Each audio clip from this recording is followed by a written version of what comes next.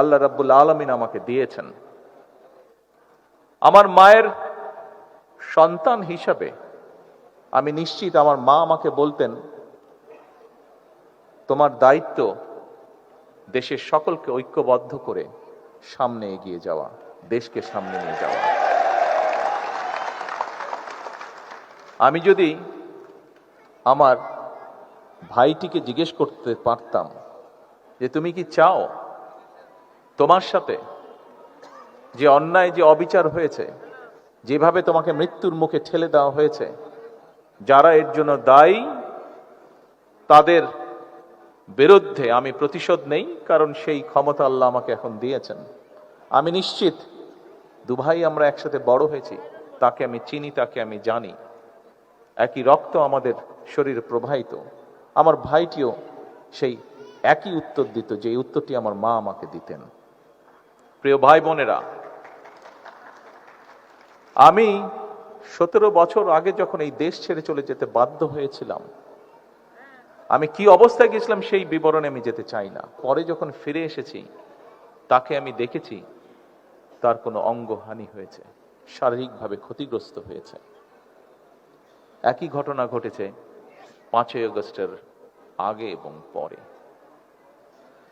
প্রিয় সকল উপস্থিতিবৃন্দ, জুলাই শহীদ পরিবারের সদস্যবৃন্দ, জুলাই যোদ্ধাবৃন্দ, এই দেশের মানুষের অধিকারকে প্রতিষ্ঠিত কি আপনার নিজের লক্ষ্য বা উদ্দেশ্য কি ছিল? আপনার লক্ষ্য উদ্দেশ্যও তো ছিল এই দেশ, এই দেশের মানুষের। তাহলে এখন যখন একটি পরিবর্তন হয়েছে, এখন যখন এই দেশের মানুষ স্বৈরাচার মুক্ত একটি দেশকে প্রতিষ্ঠিত করতে পেরেছে, না বসলে তো কথা বলা যাবে না। তোমরা যারা স্লোগান দিচ্ছ, 1 মিনিট, তোমরা যারা স্লোগান দিচ্ছ, তোমরা যদি আমার কথাই না শুনো তাহলে আমার দাঁড়িয়ে থেকে লাভ কি? বসো বসো বসো বসো, বসতে হবে। বিসমিল্লাহির রহমানির রহিম। আজকে জুলাই 24 শহীদ পরিবার সোসাইটি এবং আমরা জুলাই যোদ্ধা কেন্দ্রীয় কমিটি আয়োজিত এই অনুষ্ঠানের সভাপতি, আয়োজকবৃন্দ, মঞ্চে উপস্থিত মন্ত্রী পরিষদ এবং জাতীয় সংসদের সদস্যবৃন্দ, আমার সামনে উপস্থিত জুলাই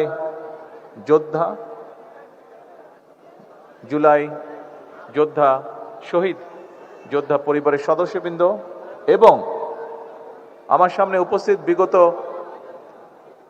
প্রায় 17 বছর স্বৈরাচার বিরোধী আন্দোলনের যোদ্ধাগণ এবং সকল উপস্থিতিবৃন্দ, আসসালামু আলাইকুম।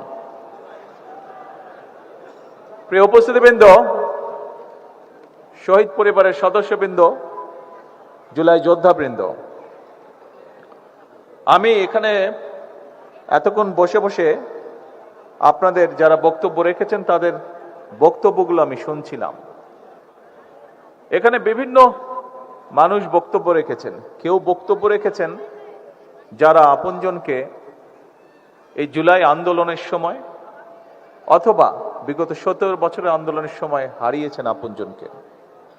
এখানে এমন মানুষ বক্তব্য রেখেছেন যারা বিগত 17 বছর স্বৈরাচার বিরোধী আন্দোলনে অথবা জুলাই আন্দোলনে অন্ধ হয়েছেন বা পঙ্গুত্ব বরণ করেছেন। আপনারা আপনাদের বক্তব্য রেখেছেন, আপনাদের মাধ্যমেও অনেকে বক্তব্য রেখেছে বা তাদের কথা বলেছে। কেউ কেউ বিভিন্ন রকম দরখাস্ত বা চিঠির মাধ্যমে তাদের বক্তব্য আমাকে উপস্থাপন করেছেন। সবার কথার মোটামুটিভাবে একটি মূল সারমর্ম যে আমরা বিভিন্নভাবে আত্মত্যাগ করেছি, আমাদের কেউ জীবন দিয়েছে আপনজন, কাজেই তার একটি মূল্যায়ন বা স্বীকৃতি আমরা চাই। প্রিয় শহীদ পরিবারের সদস্য, প্রিয় স্বৈরাচারের বিরোধী এবং জুলাই আন্দোলনের যোদ্ধাবৃন্দ, অবশ্যই এই মূল্যায়ন আপনাদের প্রাপ্য। তবে আমি যে চেয়ারটাতে বসেছিলাম, ওই চেয়ারটাতে বসে আমি চিন্তা করছিলাম, আমি যদি এই মুহূর্তে আমার মাকে যদি জিজ্ঞেস করতে পারতাম, মা, গত 17 বছর আপনার উপরে যে মানসিক এবং শারীরিক নির্যাতন হয়েছে, আপনি কি চান আমি তার প্রতিশোধ নেই? কারণ সেই এক মিনিট আগে এখন আমাকে কথা বলতে দিতে হবে। 1 মিনিট আমার কথা শুনতে হবে, আপনাদের কথা আমি শুনেছি।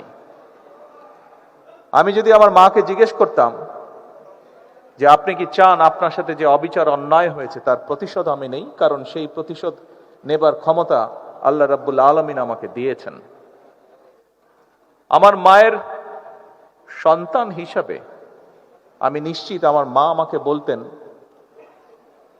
তোমার দায়িত্ব দেশের সকলকে ঐক্যবদ্ধ করে সামনে এগিয়ে যাওয়া, দেশকে সামনে নিয়ে যাওয়া।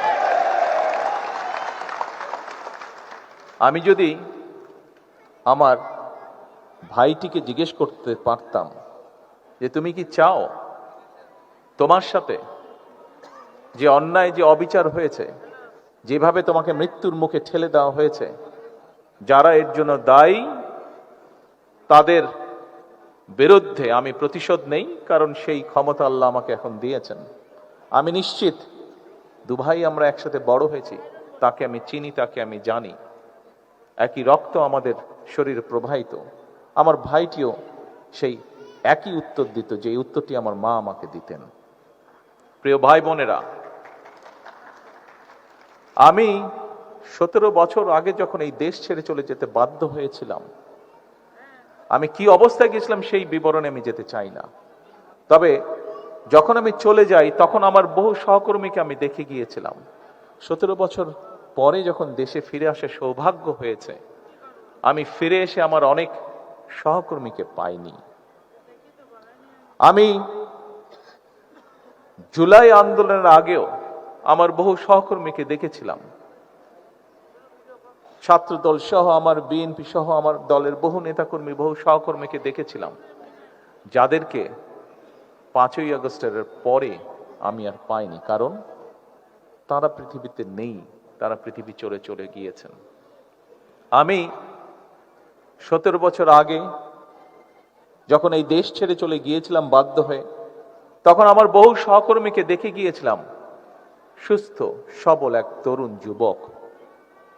17 বছর পরে যখন ফিরে এসেছি, তাকে আমি দেখেছি তার কোনো অঙ্গহানি হয়েছে, শারীরিকভাবে ক্ষতিগ্রস্ত হয়েছে।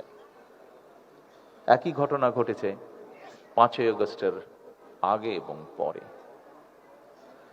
প্রিয় সকল উপস্থিতিবৃন্দ, জুলাই শহীদ পরিবারের সদস্যবৃন্দ, জুলাই যোদ্ধাবৃন্দ, স্বৈরাচার বিরোধী আন্দোলনের সকল যোদ্ধাবৃন্দ যারা এখানে উপস্থিত আছেন, দেখুন, আপনি যখন স্বৈরাচারের বিরুদ্ধে জুলাই আন্দোলনের আগে, বিগত এক যুগে এবং জুলাই আন্দোলনের সময় মাঠে নেমেছিলেন, আপনার উদ্দেশ্য, লক্ষ্য কি ছিল? আপনার উদ্দেশ্য ছিল এই দেশ, এই দেশের জনগণ, এই দেশের মাটি, এই দেশকে এমন একটি দেশে রূপান্তর করা যেখানে মানুষ তার অধিকার, তার যোগ্যতা সবকিছু নিয়ে সম্মানের সঙ্গে বেঁচে থাকবে। এই দেশের মানুষ নিরাপদে চলবে, তার যোগ্যতা অনুযায়ী তার প্রাপ্য সম্মান সে পাবে, তার ন্যায্য অধিকার সে পাবে।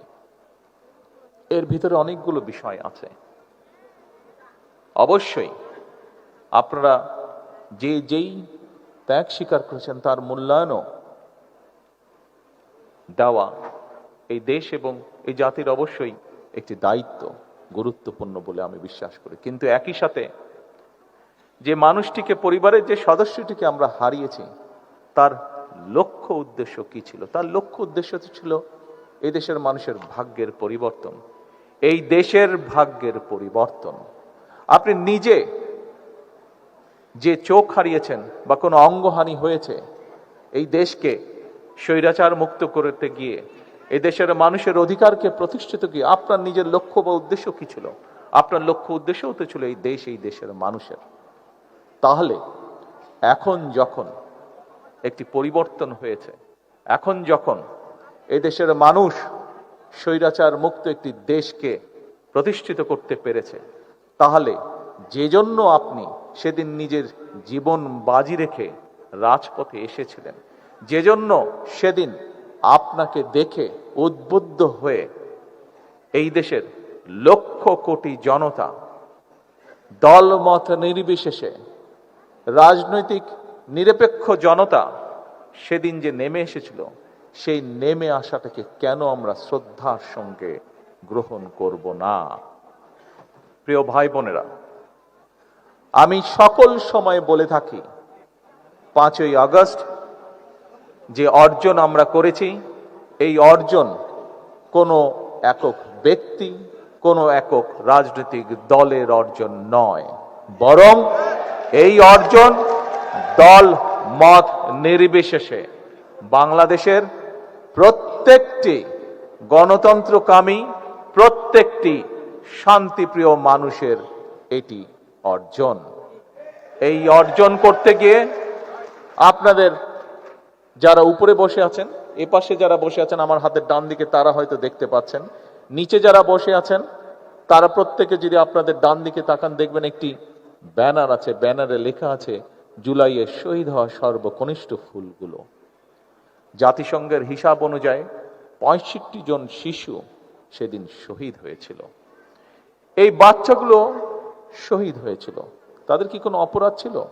তাদের অপরাধ ছিল না, কিন্তু দেশকে স্বৈরাচার মুক্ত করতে গিয়ে যেভাবেই হোক এই শিশুগুলো সেদিন জীবন দিয়েছে। এইরকম এখানে স্বরাষ্ট্রমন্ত্রী উল্লেখ করে গিয়েছেন যে জাতিসংঘের হিসাবে প্রায় 1400 মানুষ সেদিন শহীদ হয়েছিলেন। সেই উত্তাল দিনগুলোতে যতটুকু সম্ভব হয়েছে আমার পক্ষে, আমি যতটুকু বিভিন্নভাবে শত বাধা বিপত্তির মধ্যেও বিভিন্নভাবে খোঁজ করছিলাম আমার নেতাকর্মীদের মাধ্যমে, এই রাকিব সেদিন সেখানে ছিল, সেই মধ্যে আমাদের আবিদ সেখানে ছিল সেদিন, এই পাটোয়ারি সেখানে ছিল সেদিন, আরো অনেকে এখানে উপস্থিত যারা সেদিন, যাদের মাধ্যমে আমি বিভিন্নভাবে খোঁজ করছিলাম। আমার হিসাব মতেন, হ্যাঁ অনেকে অনেক হিসাব দিয়েছে, কিন্তু আমার হিসাবের মতে শুধু জুলাই আন্দোলনেই শহীদ হয়েছে অন্তত 2000-এর মতন মানুষ। 30,000-এরও বেশি মানুষ বিভিন্নভাবে সেদিন ক্ষতিগ্রস্ত হয়েছেন শারীরিকভাবে।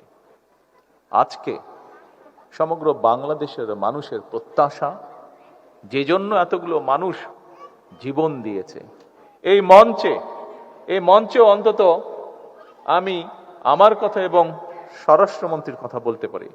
মঞ্চের সামনে খোকন বসে আছে, মঞ্চের সামনে রাকিব বসে আছে, পাটোয়ারিকেও মাঝে মাঝে দেখি আমি, সত্তার পাটোয়ারিকে আমি মাঝে মাঝে দেখি শারীরিক যন্ত্রণায় আত্মনাদ করে।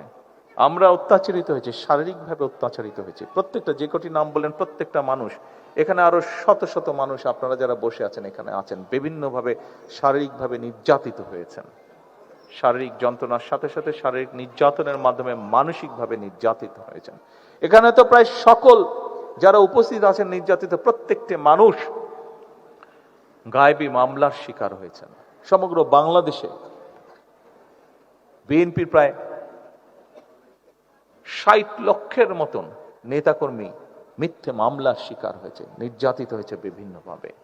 কিন্তু প্রিয় ভাই বোনেরা, আজকে আপনাদের সকলের কাছে একটি সহযোগিতা চাই আমি, যে আপনজনকে আপনারা হারিয়েছেন, তারও তো লক্ষ্য ছিল এই দেশের মানুষের ভাগ্যের পরিবর্তন, তারও তো লক্ষ্য ছিল এই দেশের ভাগ্যের পরিবর্তন।